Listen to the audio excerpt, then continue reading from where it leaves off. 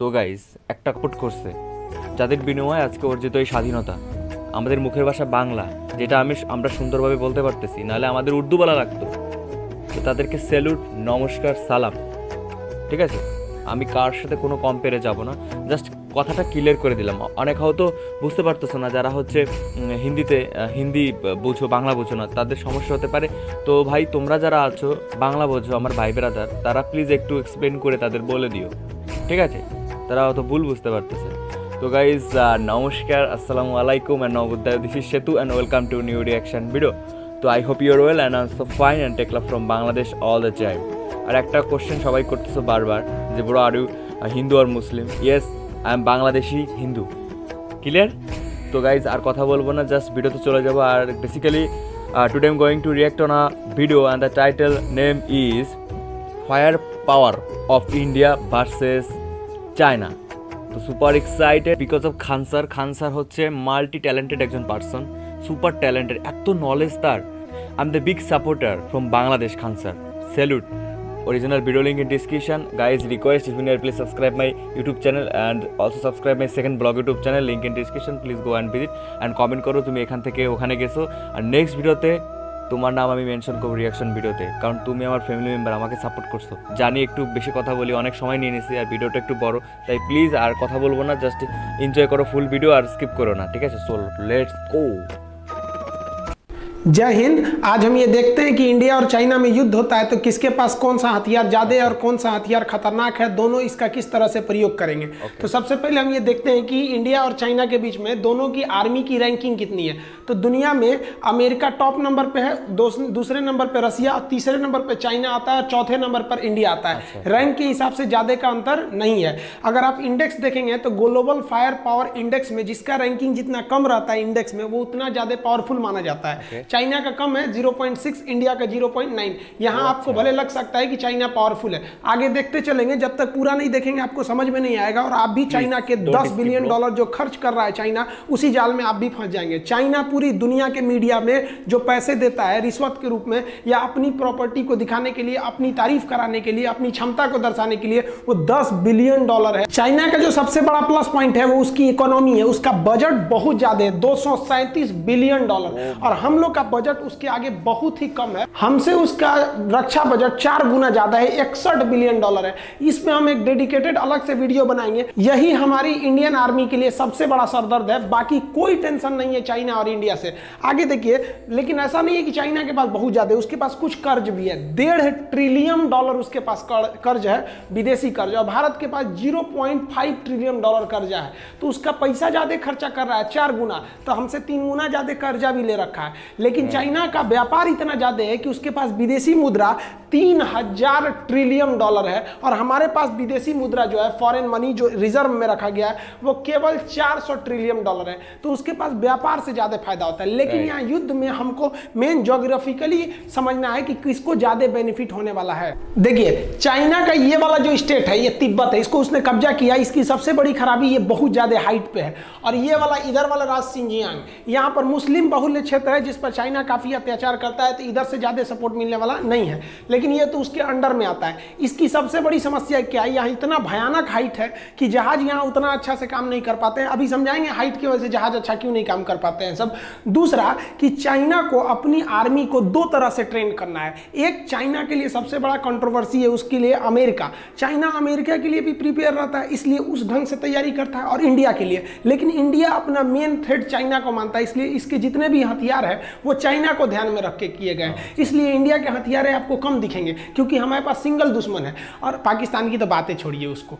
अब चाइना के सामने क्या है, उसको कुछ अमेरिका को काउंटर के लिए हथियार रखने हैं, कुछ इंडिया के लिए। अमेरिका से लड़ना है तो एयरफोर्स नेवी से लड़ोगे, और इंडिया से लड़ना है तो फिर आर्मी से लड़ोगे। तो इसलिए उसकी संख्या ज्यादा दिखती है। ज्यादा इसलिए दिखती है, ज्यादा बवाल पाल के रखा है। अगर हम टोटल एयरक्राफ्ट की बात करें तो इधर हम चाइना का लिखते हैं, इधर इंडिया का लिख रहे हैं। चाइना के पास 3210 एयरक्राफ्ट है, हर तरह के एयरक्राफ्ट एयरक्राफ्ट को मिला के, जबकि इंडिया के पास 2123 एयरक्राफ्ट है। तो यहाँ एयरक्राफ्ट की संख्या इंडिया के पास कम है और इसके पास ज्यादा है। लेकिन चाइना चाह के भी अपने एयरक्राफ्ट से इंडिया के लिए ज्यादा एक्शन नहीं ले सकता है, जिसके कुछ कारण है। चाइना के पास जो कॉम्बैक्ट एयरक्राफ्ट है, ये चाइना के पास सबसे बड़ा पावरफुल कॉम्बैक्ट एयरक्राफ्ट है, वो 1232 है, जबकि इंडिया के पास देखिएगा तो केवल 538 है। यहाँ चाइना के ये एयरक्राफ्ट पावरफुल भी है, नो डाउट, ये हम भी कहते हैं पावरफुल है। इंडिया के एयरक्राफ्ट भी बहुत तगड़े हैं। इधर जो आप हाल ही में राफेल आया है, ये कॉम्बैक्ट जहाज क्या होते हैं, आमने सामने लड़ाई में काम आते हैं। वो ग्राउंड पे भी हमला कर सकते हैं, सामने भी हमला कर सकते हैं। लेकिन चाइना के ये कॉम्बैक्ट एयरक्राफ्ट और इंडिया के एयरक्राफ्ट में सब बहुत ज्यादा हथियार भर जाते हैं, जिस वजह से इसका वजन बहुत भारी हो जाता है। लेकिन चाइना का ऊपर जो इंडिया से सटने वाला तिब्बत का एरिया है, वो 4000 से 5000 मीटर की ऊंचाई पर है। वो ऑलरेडी उतनी ऊंचाई पर है, उसके बाद से जहाज को ऊंचा जाना है 5000 मीटर। और अब इतनी हाइट पे जाने की वजह से इसमें जेट इंजन लगा रहता है। और जेट इंजन की खासियत क्या होती है कि उसे ऑक्सीजन चाहिए, बिना ऑक्सीजन के उसका अंदर का पेट्रोल जलेगा ही नहीं। वो रॉकेट इंजन थोड़ी है जो अंतरिक्ष में चला जाए।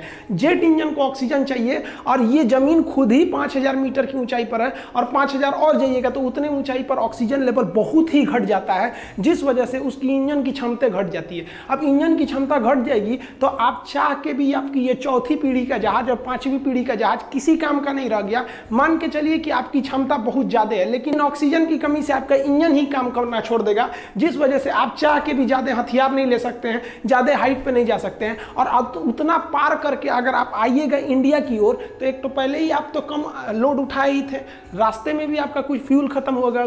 अब इंडिया की ओर ऐसे कोई पहाड़ वगैरह नहीं है। यहाँ की जो एयरफोर्स है वो भूखे मुंह बैठी हुई है। आइए, ये फुल कॉम्पैक्ट कैपेसिटी के साथ अपने थर्ड और फोर्थ जनरेशन के साथ ही आपके फिफ्थ जनरेशन की जहाजों की तुलना कर सकते हैं। तो यहाँ ज्योग्राफिकली ड्रॉबैक चाइना के साथ बहुत बड़ा है, ये उसके लिए सबसे बड़ा सरदर्द है। चाइना के पास जो अटैक एयरक्राफ्ट है ये काफी तगड़े हैं। इसका जो J-20 एयरक्राफ्ट है पांचवी पीढ़ी का, बहुत ही तगड़ा है। वो एक साथ 12 टारगेटों पर हमला कर सकता है, जबकि भारत का अटैक एयरक्राफ्ट सुखोई एक साथ 16 टारगेट पर हमला कर सकता है। ये 16 का 16 मारेगा।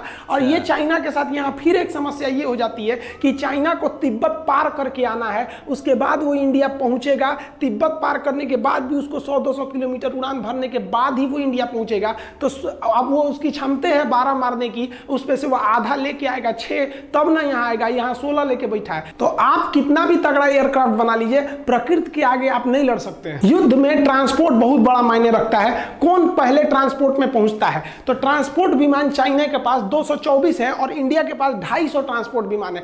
इसके पास विश्व प्रसिद्ध C-17 ग्लोब मास्टर है, जिसकी क्षमता बहुत ही ज्यादा है। और चाइना को यहाँ फिर दिक्कत होगा कि हैवी लोड आप कम ऑक्सीजन से उठा ही नहीं सकते हैं। तो इसके पास आप इस तरह से देखेंगे तो इसको यहाँ पे भी दिक्कत का सामना करना पड़ेगा। जो हेलीकॉप्टर होते हैं उसका तो प्रिंसिपल यही है कि वो हवा के थ्रस्ट पे ही उड़ते हैं, ऊंचाई पे जा सकते हैं। और यहाँ पर ऑक्सीजन लेवल घटने की वजह से हवा का थ्रस्ट भी नहीं रह जाता है। और चाइनीज हेलीकॉप्टर की संख्या ज्यादा है, 911 है, और इंडिया के पास केवल 722 हेलीकॉप्टर है। लेकिन यहाँ इंडिया भारी पड़ेगा, क्योंकि इंडिया के पास 2 बहुत ही घातक हेलीकॉप्टर है, जो मतलब बहुत हैवी हेलीकॉप्टर है। एक Mi-17 V5 और दूसरा चिनूक आ गया है। चिनूक के पास डबल डिस्क है, हेलीकॉप्टर के डायना को डिस्क कहते हैं। ये डबल डिस्क है, उसकी सर्विस सीलिंग ज्यादा है, लोड कैपेसिटी भी ज्यादा है। डिस्क मतलब डायना, सर्विस सीलिंग मतलब ज्यादा हाइट पे जा सकता है, क्योंकि 2-2 डायना है इसके पास, और ज्यादा चीजों को ये उठा सकता है एक ही बार में। जबकि चाइना के हेलीकॉप्टर के पास सर्विस सीलिंग की क्षमता कम है, क्योंकि इनके पास अधिकांश हेलीकॉप्टर सिंगल डिस्क के ही हैं। आर्मी को बढ़त देने के लिए अटैक हेलीकॉप्टर काफी जरूरी होते हैं। चाइना के Y-20 हेलीकॉप्टर जो है, उनके पास अटैक हेलीकॉप्टर 281 अटैक हेलीकॉप्टर है, जबकि भारत के पास महज 23 अटैक हेलीकॉप्टर है। लेकिन इस अटैक हेलीकॉप्टर के साथ Mi-24 और अपाचे हेलीकॉप्टर को शामिल करने के बाद भारतीय एयरफोर्स का अपाचे हेलीकॉप्टर विश्व प्रसिद्ध है।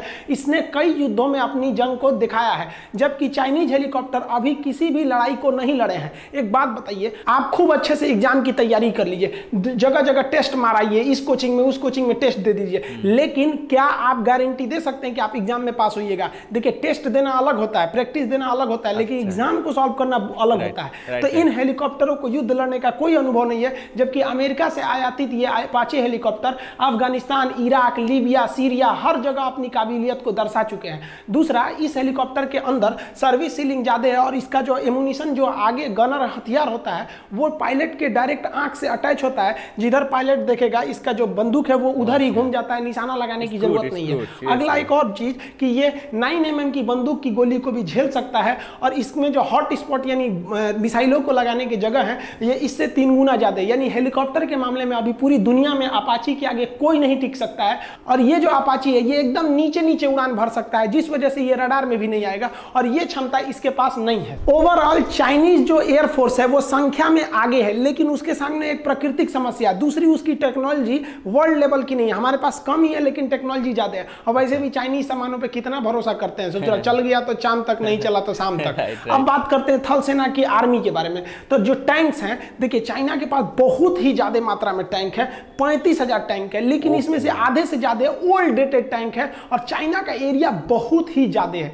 जिस वजह से उसको टैंक की ज्यादा जरूरत है। अब एक बात बताइए, भारत और चाइना की जहां भी सीमा लगती है वहां ससुरा पहाड़ है, ये पहाड़ पे टैंक चढ़ेगा यहाँ पे तो इसकी ज्यादा जरूरत नहीं लड़ाई में दिखेगी। आप देखे होंगे आर्मी भी जो पहुंच रही है तो ज्यादा टैंक लेके नहीं पहुंच रही है वहां पर बॉर्डर पे, चाहे गलवान घाटी हो या लद्दाख का एरिया हो या सिक्किम हो या अरुणाचल प्रदेश हो। और इंडिया के पास जो T-90 टैंक है ये पूरे वर्ल्ड का बेस्ट टैंक है। अमेरिका का अब्राहम और यहाँ का T-90, भीष्म, T-72 और अर्जुन टैंक जैसे भारत के पास बहुत ही घातक टैंक है, वो 4000 की संख्या में टैंक है। इन टैंक की सबसे बड़ी जो खासियत है, इनमें इंफ्रारेड अपर्चर रडार है, ये छुप सकते हैं। दूसरा, इनमें जो टारगेट सेंसर सिस्टम दिया है कि एक बार अगर दुश्मन को टारगेट को सेट कर दिया गया, इसके जो ये बैरल जो नली है, तो उसके बाद से टैंक चलती भी रहेगी, जर्क करेगी, हवा में कूद जाएगी, तो उससे उस टारगेट को कोई फर्क नहीं पड़ता, वो अपना एडजस्ट कर लेगा। इसका मतलब ये हुआ कि इसका जो टारगेट है एकदम पिन पॉइंट है। लेकिन यहाँ इंडिया और चाइना दोनों के टैंक ज्यादा काम नहीं आएंगे।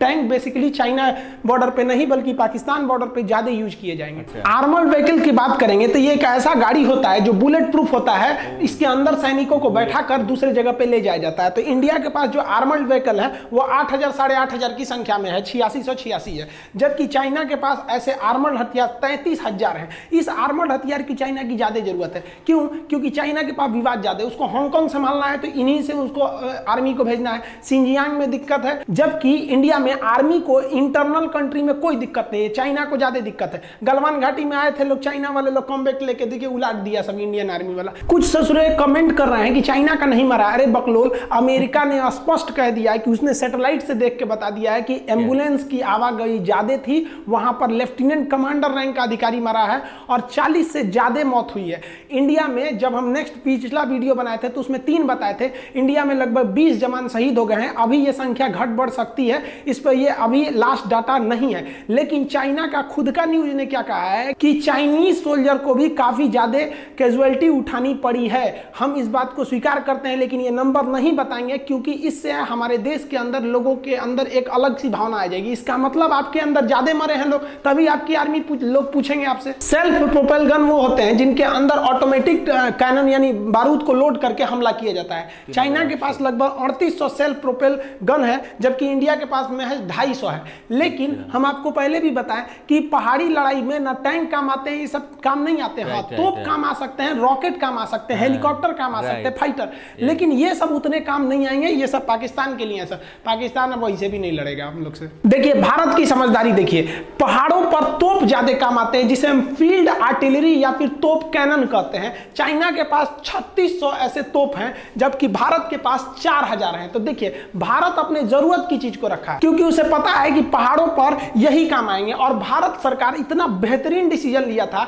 कि पहाड़ों पर इनको लेके कैसे जाइएगा उतनी ऊंचाई पर, तो हम जो आपको चिनूक हेलीकॉप्टर दिखाए, इस चिनूक हेलीकॉप्टर से इन फील्ड आर्टिलरी गन को उठा के आप कहीं भी रख सकते हैं। तो ये प्लस पॉइंट है हमारे लिए। पहाड़ों पर रॉकेट लॉन्चर बहुत काम आएंगे। यहाँ चाइना को बेनिफिट है कि उसके पास 2650 ऐसे मल्टी बैरल रॉकेट लॉन्चर है जो एक साथ मिसाइलों को, रॉकेटों को दाग सकते हैं, जबकि भारत के पास भी है। भारत के पास Pinaka multi barrel rocket launcher है, लेकिन इसकी संख्या महज 266 है। यहाँ भारत को एक निगेटिव स्थिति का सामना करना पड़ेगा। मीडिया के द्वारा, फेसबुक के द्वारा आपके ऊपर एक दबाव बनाया जाता है कि चाइना बहुत खतरनाक है, उसकी आर्मी ज्यादा है, घंटा आगे है। देखिए कैसे चाइना के पास जो एक्टिव आर्मी है वो 21 लाख है। आपको यह संख्या जरूर ज्यादा लगेगा, लेकिन भारत के पास एक्टिव आर्मी 14 लाख है। तो आप कहेंगे 14 लाख, ये 21 लाख। चाइना के पास जो रिजर्व आर्मी रखी गई है वो 5 लाख रखी गई है। तो 21 5 कितना हुआ? 26। और भारत के पास जो रिजर्व में रखा गया है फौजियों को वो 21 लाख है। 14 लाख उधर, 21 लाख इधर, टोटल 35 लाख हो गई।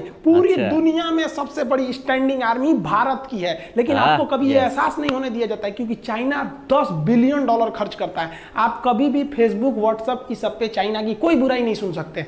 चाइना को पता है उसकी हकीकत, इसलिए वहाँ के लोगों को फेसबुक, व्हाट्सएप ये सब इस्तेमाल करने पर बैन है, क्योंकि उनके जितना भी प्रचार कर रहे हैं वो सारे उजागर हो जाएगा। देखिए नेवी की बात करते हैं तो जो चाइना के पास फ्लीट यानी जहाजों का बेड़ा है वो 750 जहाजों का पूरा फ्लीट है, जबकि भारत के पास 285 जहाजों का फ्लीट है। आप कहेंगे यहाँ तो चाइना को प्रॉफिट है, नहीं प्रॉफिट है। वो दक्षिणी चीन सागर को छोड़कर नहीं हट सकता है, क्योंकि वहां छोड़ेगा तो उसके विरोधी सब वहां पे चढ़ जाएंगे। और भारत का हिंद महासागर में कोई विरोधी नहीं है और ना ही किसी की औकात है जो भारत से लड़ सके। चाइना के पास अभी 2 एयरक्राफ्ट कैरियर है। ये एयरक्राफ्ट कैरियर इतने बड़े होते हैं कि इस पे जहाजें उतर सकती हैं। ये आपको संख्या में ज्यादा लगेगा, ये नए नए अभी शामिल किया है। और हम लोग अपने सेना में से 3-3 ठो एयरक्राफ्ट कैरियर रिटायर कर दिए। अतः चाइना को इन एयरक्राफ्ट कैरियर के यूज करने का कोई एक्सपीरियंस नहीं है। और हमने 1971 में पाकिस्तान का वीडियो बनाया, आप देखिएगा कितने खतरनाक था हमारा विक्रांत।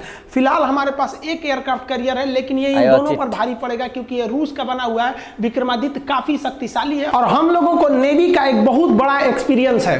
देखिए चाइनीज नेवी का जो सबसे बड़ा पावर है ना, वो उसकी पनडुब्बी सबमरीन का है। इसे साइलेंट किलर कहते हैं, ये पानी के अंदर रहता है। चाइना के पास इसकी संख्या 74 है और भारत इस मामले में बहुत ही पीछे है। इसकी संख्या 16 है और आधे से ज्यादा पुराने हैं। अब भारत सरकार ने डिसाइड किया कि अगर हम इनकी संख्या बढ़ाएंगे तो हमें 50 साल लग जाएगा, क्योंकि हम 10 साल में केवल 5 ही पनडुब्बियां बना सकते हैं। इसमें क्या किया जाए, तो भारत सरकार ने सबसे खतरनाक डिसीजन लिया। भारत सरकार ने अमेरिका से P-8I विमान खरीद लिया। P-8I विमान को सबमरीन हंटर कहते हैं। ये हवा में उड़ते उड़ते पनडुब्बियों को ऊपर से ही पहचान जाता है कि समुद्र के अंदर है, उन्हें मार देता है। अतः इन पनडुब्बियों की संख्या धरी की धरी रह गई। अब हम लोग इन पनडुब्बियों से सुरक्षित भी हो गए और धीरे धीरे हम फ्रांस की मदद से पनडुब्बियां बना भी रहे हैं। तो आप इस चीज को समझिए, वरना आप केवल संख्या देख के ना उलझ जाएंगे। डिस्ट्रॉयर क्या होते हैं, देखिए एयरक्राफ्ट कैरियर से थोड़े छोटे साइज में होते हैं, लेकिन ये बहुत ही घातक हमला करते हैं डिस्ट्रॉयर। तो चाइना के पास 36 डिस्ट्रॉयर है और भारत के पास 10 विध्वंसक यानी 10 डिस्ट्रॉयर है। लेकिन ये सब आधुनिक डिस्ट्रॉयर है और ये पुराने टेक्नोलॉजी के हैं। इन सभी के बावजूद चाइना के पास नेवी की संख्या बहुत ज्यादा है। लेकिन एक बात की गारंटी लेते हैं कि चाइनीज नेवी हिंद महासागर में नहीं आएगी। इसके 2 कारण हैं, हम आपको अभी समझाते हैं। डिस्ट्रॉयर से थोड़े छोटे आकार में जो होते हैं वो होते हैं फ्रीगेट। फ्रीगेट जो होते हैं थोड़े स्टील टेक्नोलॉजी के होते हैं, इनमें मिसाइलें ज्यादा लगी रहती हैं और ये अग्रिम पंक्ति में आगे आगे चलते हैं। फ्रीगेट ये समुद्र के अंदर बिछाए गए माइंस के खिलाफ भी उन माइंस को न्यूट्रल कर देते हैं। तो चाइना के पास 52 फ्रीगेट है और भारत के पास 13 फ्रीगेट है। फ्रीगेट से भी छोटे आकार के जो होते हैं वो होते हैं कॉर्वेटर। ये जो है चाइना के पास कॉर्वेटर की संख्या जो है वो 50 है और इंडिया के पास 19 है। ये पनडुब्बियों के अंदर भी हमला कर सकते हैं, पनडुब्बियों को मार सकते हैं एंटी सबमरीन हथियार के द्वारा से। तो यहां भी आपको चाइना की संख्या ज्यादा लगेगी। पेट्रोलिंग के लिए जो कोस्ट गार्ड के जहाज होते हैं उन्हें हम कहते हैं पेट्रोलिंग वेसल। ये चाइना के पास 220 है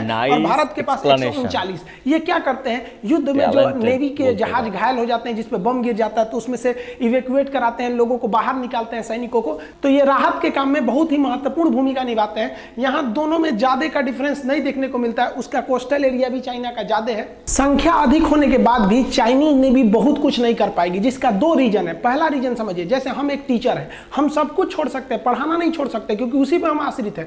हमको लोग टीचर के नाम से जानते हैं, हम वो कैसे छोड़ सकते हैं। तो चाइना सब कुछ छोड़ सकता है, व्यापार नहीं छोड़ सकता है। चाइना को एशिया का मरीज कहा जाता था, आज आगे कैसे चला गया, क्योंकि उसकी पूरी दुनिया में व्यापार है, पूरी दुनिया में उसके खरीदार हैं। और इस सामान को पहुंचाने के लिए उसको हिंद महासागर में आना ही पड़ेगा, चाहे वो अफ्रीका में बेचे, यूरोप में बेचे, कहीं भी बेचे, तुमको यहां से जाना ही है हिंद महासागर में।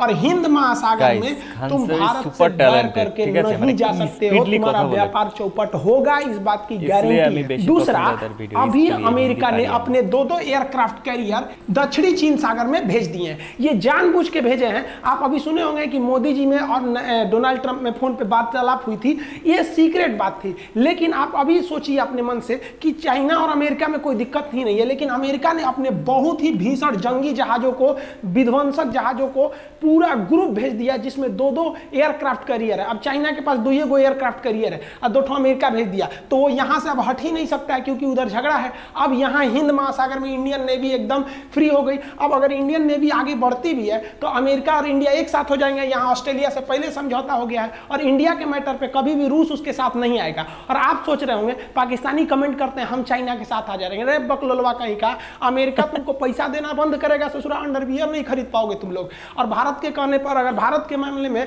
टांग लड़ाएगा तो अमेरिका जानता है कि भारत को रोकने का मतलब चाइना को रोकना, और चाइना अगर नहीं रुका तो अमेरिका के लिए दिक्कत होगा। इसलिए अमेरिका पाकिस्तान को दिए जाने वाली आर्थिक मदद को रोकने की धमकी देगा और इस धमकी से ही तुम लोग का पैंट गीला हो जाएगा।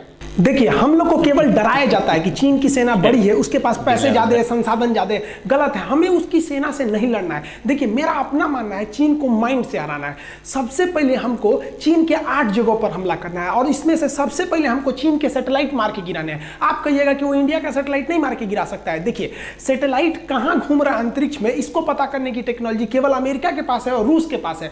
भारत की सैटेलाइट की जानकारी रूस चाइना को नहीं देगा, लेकिन चाइना का सैटेलाइट कहां है इसकी जानकारी कमकासा और कास्टा समझौता हो जाने के बाद अमेरिका हर हाल में भारत को दे देगा। और इस जानकारी के आधार पर भारत अपने एंटी सैटेलाइट मिसाइलों से चाइनीज सैटेलाइट को मार के गिरा सकता है। एक बार जब ये सैटेलाइट गिर गए तो चाइना के 13 जो मिलिट्री सैटेलाइट आसमान में घूम रहे हैं, अगर ये सैटेलाइट गिर गए तो चाइना ऊपर से निगरानी ही नहीं रख सकता है कि भारत क्या कर रहा है। और उसके जो रडार है वो केवल छोटे एरिया को निगरानी कर सकते हैं, जो मिसाइलें एटमॉस्फेयर में घूम रही है उनको पकड़ सकते हैं। लेकिन बैलिस्टिक मिसाइल अंतरिक्ष से आ रही होती है, उसको मारने के लिए, उसको पकड़ने के लिए सैटेलाइट की जरूरत पड़ती है। और अगर चाइना का सैटेलाइट गिर गया तो हमारी जो मिसाइल, बैलिस्टिक मिसाइल अग्नि वगैरह चाइना में घुस जाएगी तो चाइना को पता भी नहीं चलेगा। जैसे ये सैटेलाइट गिरे, चाइना का एक बहुत बड़ा ड्रॉबैक होगा उसकी निगरानी सर्वेलांस में। और इसके बाद जो सबसे तेज एक्शन लेता है, देखिए सैटेलाइट गिर गया तो चाइना की मिसाइलें भी काम नहीं कर सकती है। और उसके बाद अचानक जो चाइना के जो एयर स्ट्रिप है, हवाई पट्टियां, इन पर ताबड़तोड़ हमला करना चाहिए। जो तिब्बत और सिंजियांग का एरिया जो भारत से लगता है, इन एयर स्ट्रिप को गिराने के बाद चाइना कोई भी काउंटर अटैक नहीं कर सकता है। हम लोग को मेन चाइना को आगे बढ़ने से रोकना है। जैसे एयर स्ट्रिप टूट गए, चाइनीज विमान हवा में उड़ान नहीं भर सकते बिना एयरपोर्ट की मदद से। इसके बाद हम लोग को चाइना के पावर ग्रिड पर हमला करना है। चाइना में 2 सबसे बड़े पावर ग्रिड है जो हर जगह इलेक्ट्रिसिटी देते हैं। अगर हम इस पावर ग्रिड को गिरा दिए, एक भी बम गिरा ना पावर ग्रिड पे, पूरा चाइना के अंदर ब्लैकआउट हो जाएगा, उसके अंदर बिजली कट जाएगी। आप सोचिए, आपके यहाँ 2-3 दिन बिजली कट जाएगी, हर एक चीज ठप हो जाएंगे, कितना आपका इन्वर्टर बैकअप पावर देगा। तो जैसे ये बिजली ठप होगी, पावर बैकअप के अभाव पर जो छोटे मोटे रडार हैं इनको भी पावर नहीं मिल पाएगा, वो भी बंद हो जाएंगे। और उसके बाद चाइना का जो सबसे बड़ा डिपो है, जितने बड़े बड़े पेट्रोलियम के डिपो हैं, इन डिपो को उड़ा देना चाहिए। इस डिपो को उड़ाने पे डबल फायदा होगा। एक उसका पेट्रोल जाएगा, दूसरा ये खुद उसके लिए एटम बम साबित होगा, ये खुद ही ब्लास्ट कर जाएगा और अगल बगल में अफरा तफरी मिल जाएगी। इसके बाद चाइना अपने रेल नेटवर्क की मदद से सोचेगा अपनी सेना को जल्दी से जल्दी बॉर्डर तक पहुंचाया जाए। इसके लिए भारत को तुरंत उसके जो मेन रेलवे जंक्शन है, जहां ज्यादा रेलवे आके जुड़ती है, उन रेलवे जंक्शन को ध्वस्त करना चाहिए ताकि रेल जो है तेजी से नहीं आ सके। क्योंकि एयरपोर्ट के बाद चाइना अपना मेन फोकस करेगा रेलवे के थ्रू, तो रेलवे को ध्वस्त कर देना चाहिए तुरंत। स्ट्रेटेजिक फोर्सों को और एयरफोर्स के द्वारा उसके बड़े बड़े जितने भी सड़क पर बनाए गए पुल हैं, इसको ध्वस्त करना चाहिए। क्योंकि चाइना का एरिया पहाड़ों वाला एरिया है और वहां हमेशा हर 10-15 किलोमीटर बाद एक ब्रिज आता है। ब्रिज तोड़ दीजिएगा तो 2-3 महीने से कम समय में बनेगा ही नहीं, इतने में तो युद्ध खत्म हो जाएगा। तो इसको रोकने से चाइना की बढ़त रुक जाएगी। इन 6 हमले से चाइना का मनोबल पूरी तरह टूटेगा। उसके बाद जो चाइना की ऑर्डिनेंस फैक्ट्री है, जहां तोप, गोले, बारूद कारखाने, ये सब के जो कारखाने हैं जहां बंदूकें बनती हैं, उन सब पे तुरंत ध्वस्त करके हमला से उड़ा देना चाहिए। इससे जो उसका बैकअप सपोर्ट था ये टूट जाएगा और बैकअप टूटने के बाद उसे इस विषम परिस्थिति में कोई दुनिया मदद नहीं करेगी। और चाइना जो सबसे ज्यादा कूदता है अपने व्यापार पे ना, उसके व्यापार को समुद्र के रास्ते होते, उसके जितने भी बड़े बंदरगाह हैं उस पर तेजी से हमला करके एक साथ तोड़ देना चाहिए इन सबको। हमारे हिसाब से चाइना की इन 8 जगहों पर हमला करेंगे, चाइना की कमर टूट जाएगी। लेकिन चाइना हमको अपनी केवल मजबूत चीजों को दिखाता है कि हमारे पास 21 लाख आर्मी है। अरे कोई आर्मी धरी की धरी रह जाएगी ससुराई, तुम्हारा ये 8 चीज टूट गया ना तो तुम देखा ना 21 लाख फौज है कि 21 करोड़ है, कुछ नहीं होने वाला है। और ऐसा हो सकता है, ऐसा किया गया है। इजराइल ने 6 दिन की लड़ाई में पूरे अरब देशों के, मिडिल ईस्ट के देशों को हरा दिया था। ना कोई उसका साथी था, ना पूरे पड़ोसी उसके दुश्मन थे सब। इसके बावजूद उसने पूरे अपने अरब देश के दुश्मनों को धूल चटा दिया, चाहे वो उसके अगल बगल का मिस्र हो, सीरिया हो, लेबनान हो, सबको हरा दिया। और इजराइल वो सारे हथियार, वो सारी टेक्नोलॉजी भारत को देने के लिए हर एक रणनीति तैयार है। अतः भारत अगर इस तरह से हमला करेगा तो हम लोग ज्यादा भारी पड़ेंगे। लेकिन हमको क्या दिखाया जाता है कि हमको आर्मी से लड़ना है, एयरफोर्स से लड़ना है, अभी मेंटली लड़ना है। पहले ये थूर दीजिए और उसके बाद एक वो आर्मी आओ। सोचो तो आप बहुत ज्यादा टाइम करना ले और टैंक उठा के हम लोग यहाँ खूंटा में बांधेंगे टाइम को। देखिए अगर चाइना पर इस तरह से हमला होगा तो अगले 100 साल तक चाइना खड़ा नहीं हो सकता है। और इसके बाद हमें तुरंत चाइना के इंतरी भाग में यानी उसके तिब्बत में विद्रोह खड़ा करके तिब्बत को स्वतंत्र कराने के लिए पूरी दुनिया को एकजुट हो जाना चाहिए। अभी दलाई लामा ने भी कहा है भारत को कि अगर भारत तिब्बत को स्वतंत्र कराएगा तो तिब्बत भारत का साथ देगा। तो तिब्बत पे तुरंत इस तरह से एक्शन ले लेना चाहिए। तो भारत को तिब्बत के मामले को भी जोर से उठाना चाहिए, क्योंकि अगर मान लीजिए हम किसी से 100 रुपया ले लिए हैं और हम चाहते हैं वो 100 रुपया हम हड़प ले, तो हमें उसको क्या करना चाहिए? जब वो आदमी मिले ना तो हमको कहना चाहिए हमारा 1000 रुपया दो, हमारा 1000 रुपया दो। आदमी कहेगा कैसा 1000, कैसा 1000? पंचायत बैठेगा तो फिर हो गया चलो भाई 1000 का मैटर नहीं है और पीछे वाला 100 रुपया गायब हो गया। इसीलिए भारत को तुरंत तिब्बत और ताइवान के मामले को हाईलाइट करना चाहिए कि चाइना उसी में उलझ जाए, लद्दाख ये सब का मैटर नहीं उलझे। चाइना को खाली छोड़ेंगे तो फिर वो आपको बर्बाद करेगा। अतः हमारे नीति निर्देशकों को भी ये ध्यान रखना चाहिए और उन्हें अपनी सेना को इस तरह से ट्रेन करना चाहिए कि हमें चाइना की इन 8 जगहों पर एक ही बार हमला करना है, जिस तरह से इजराइल ने किया था। और उसके बाद तिब्बत के मैटर को हाईलाइट करके तिब्बत को स्वतंत्र कराना चाहिए। और हमारे नीति निर्देशकों को इस चीज को ध्यान में रखना चाहिए कि तोप टैंक का जमाना अब पुराना हो गया, अब आपका मेंटली लड़ाई लड़ेगी। अभी भारत के पास 2 सबसे घातक हथियार है। आप देखिए सबसे घातक हथियार हमारे पास कौन है? अभी जो भारत के कमाल संभाले ना नरेंद्र मोदी, बहुत ही ढीठ प्रधानमंत्री है। इंदिरा गांधी के बाद इतना ढीठ प्रधानमंत्री अभी हमको अब देखने को मिला है। देखिए नरेंद्र मोदी का डिसीजन कितना तगड़ा था कि जैसे गलवान घाटी में खबर आई कि भारत के 20 जवान शहीद हुए हैं और चाइना के 43 कुत्ते मरे हैं और वो लोग भी मरे हैं, क्योंकि ये जो है पूरी तरह से अमेरिका का न्यूज है। उसने कहा कि हमने क्लोज मॉनिटरिंग की है। अमेरिका ने रिपोर्ट दिया है कि चाइना के गलवान घाटी के एरिया में चाइना ने एम्बुलेंस और एयरलिफ्ट से अपनी लाशों को उठाकर ले गया। और चाइना ने खुद कहा है कि हम इसको ज्यादा हम संख्या नहीं बताएंगे क्योंकि हमारे देश में इसके एक निगेटिव इफेक्ट पड़ सकता है। और चाइना ने क्या कहा है कि भारत सरकार को भारत के सैनिकों को माफी मांगना चाहिए। इसका मतलब जो पिटाया है वही ना कहता है कि दूसरा आदमी माफी मांगे। और कुछ लोग को तो भरोसे नहीं हो रहा है कि भारत वाले भी चाइना को मारे होंगे। ऐसे लोग को यो भरोसा नहीं होता है कि ससुरा अपने बाप के हैं कि नहीं है। चाइना वाले छोटे छोटे होते से कुंफू कराटा मार रहे थे सब, बॉर्डर पे आके ये कराटा मार रहे थे सब ऐसे ऐसे। अब भारत के सैनिक गांव में खेती किया हुआ आलू बोए हाथ से पकड़ के मुर्गियां ईट दिया, कैसे जुड़ा चाय चुई करता है हमारे यहाँ। इतनी तो होते हैं चाइनीज। जब भारतीय सैनिक कद काठी से भी हैवी साबित होते हैं सब उनके सामने। मोदी जी ने देखा कि यहाँ पर बहुत ही ज्यादा टेंशन बढ़ते जा रहा है। चाइना ने क्या कहा था कि हम 8 घंटे में फौज उतार सकते हैं। मोदी जी ने कुछ नहीं बोला और मोदी जी ने 1 लाख फौज को घुसा दिया लद्दाख के एरिया में और गलवान घाटी से महज 5 किलोमीटर पीछे रोका हुआ है। अगर वो फौजी चाहे तो आधे घंटे में 30 मिनट में पैदल पहुंच जाएंगे गलवान घाटी पे। और चाइना कहता है हमारा ट्रांसपोर्ट बहुत बढ़िया है, हम 8 घंटा में पहुंच सकते हैं। देखो यहाँ आधा घंटा में पहुंच सकते हैं। 1 लाख को पहुंचा दिया नरेंद्र मोदी ने। अब बोला तक नहीं किसी को कि हम पहुंचा दिए। मोदी जी ने भी स्पष्ट संकेत दे दिया। हमारे विदेश मंत्री जयशंकर जी ने कह दिया है कि इस गलवान घाटी में जो हुआ विवाद के बाद भारत और चाइना के बीच जो रिश्ते हैं इसमें काफी ज्यादा दरार देखने को मिलेगी। अर्थात भारत व्यापार के क्षेत्र पर भी उसका विरोध करेगा। और दूसरी जो बात है हम मोदी जी से कहेंगे अभी कुछ समय के लिए जो भारत के रक्षा मंत्री ना योगी आदित्यनाथ को बना दीजिए। देखिए 1 महीना में ना पूरा का पूरा जो बॉर्डर डिस्प्यूट है ना साफे खत्म हो जाएगा। फिर चाइना नहीं कहेगा कि हमारा बॉर्डर डिस्प्यूट है। इस बात को मानिए। अभी वर्तमान में यही कुछ कर सकते हैं तो कर सकते हैं। हम आप ही से पूछते हैं एक बात बताइए ना, अभी जो स्थिति है तो हमारा कर्तव्य क्या बनता है? जो हमारा नेतृत्व कर रहा है हम उसके साथ में खड़े रहेंगे कि अभी याद करेंगे नेहरू ऐसे थे वो ऐसे थे? अरे हमको आपको सबको इस समय अपनी सेना के साथ अपने नेतृत्व के साथ एकदम खड़े रखना है। आपकी विचारधारा अलग हो सकती है, अलग पार्टी की हो सकते हैं, लेकिन अभी बॉर्डर पे जो चल रहा है हमको आपको साथ खड़ा रहना पड़ेगा, नहीं तो कटा जाएंगे लोग एक एक करके। क्योंकि जब चाइना घुसेगा ना काटना चालू करेगा तो नहीं देखेगा कि आप किस धर्म के, किस जाति के, किस पार्टी के रहने वाले हैं। बंदूक किसी के सीना नहीं पूछ के जाती है कि तुम हिंदू हो कि मुसलमान हो कि किस जाति को, काट के रख देगा एक साथ। इसलिए अभी भी समझ जाइए अभी भी हमको अपनी सेना के साथ सरकार के साथ डट के खड़ा रहना है। जब ये मामला खत्म हो जाएगा तो हम एक एक सवाल पूछेंगे कि आपने क्या किया था हर चीज को, लेकिन अभी पूछना गलत है। देखिए अगर आपको लगता है हम किसी पार्टी के समर्थक हैं तो गलत बात है। हम किसी भी पार्टी को सपोर्ट नहीं करते, लेकिन हम कहते हैं कि जो अभी वर्तमान परिस्थिति है अभी इन्हीं से संभलेगा। नहीं तो आप ही कमेंट करके बताइए ना कि कौन किससे संभलेगा। अभी क्या कर सकते हैं? अभी हमको हर हाल में साथ देना पड़ेगा। देखिए इस वीडियो में हम मिसाइलों के बारे में ज्यादा चर्चा नहीं किए क्योंकि वीडियो काफी लंबा हो जाता। अभी हम केवल दोनों की क्षमता की तुलना कर रहे थे, ना कि उनकी स्पेसिफिकेशन की। बाकी अगर आप कहेंगे तो हम cruise missile, ballistic missile, supersonic, subsonic, surface to surface, LRSAM, ये सब क्या मिसाइल होती है, इसमें क्या अंतर है, इसको समझा देंगे। साथ ही दोनों देशों के जो जहाज हैं या जो हेलीकॉप्टर है या जो भी फाइटर प्लेन है उसको 1 to 1 रख के तुलना भी कर सकते हैं कि इसका डिस्क कैपेसिटी कितना है, है, इसकी सर्विस सीलिंग कितनी है, इसमें हॉट स्पॉट कितने जगह पे लगाए गए हैं, इसमें किस तरह का रडार है, इस सब के बारे में भी अगर आप कहेंगे तो हम एक अलग वीडियो बना देंगे जिसमें हम एक एक चीज की तुलना करा देंगे। अगर इसमें करते तो वीडियो 4 घंटा का हो जाता है, काफी लंबा हो जाता है। हमारे हिसाब से भारत को भी इजराइल की नीति अपनानी चाहिए। बाकी आप क्या सोचते हैं, क्या चाइना के 8 जगहों पर हमको टारगेट लेकर रखना चाहिए कि नहीं, कि रातों रात हम हमला कर सकते हैं या नहीं? आपको क्या लगता है कि उन 8 जगहों पर हमला करने के बाद क्या चाइना खड़ा हो सकता है? चाइना पूरी दुनिया में कोरोना बांट दिया। हमारे ख्याल से जो अन्य बॉर्डर पे है ना, भारत सरकार को हॉस्पिटल से उठा कोरोना मरीज को वर्दी पहना के घुसा देना चाहिए चाइना बॉर्डर पे। लो ससुरा धकिया, देखो तू ससुरा कोरोना बांटा, हम बांट देंगे तोरा यहाँ पे। আজ আর নয়, ভালো থেকো, নমস্কার, আসসালামু আলাইকুম আর নবুদ্ধায়। দেখা হচ্ছে নতুন কোনো রিয়াকশন বেরোতে। Take care and bye by.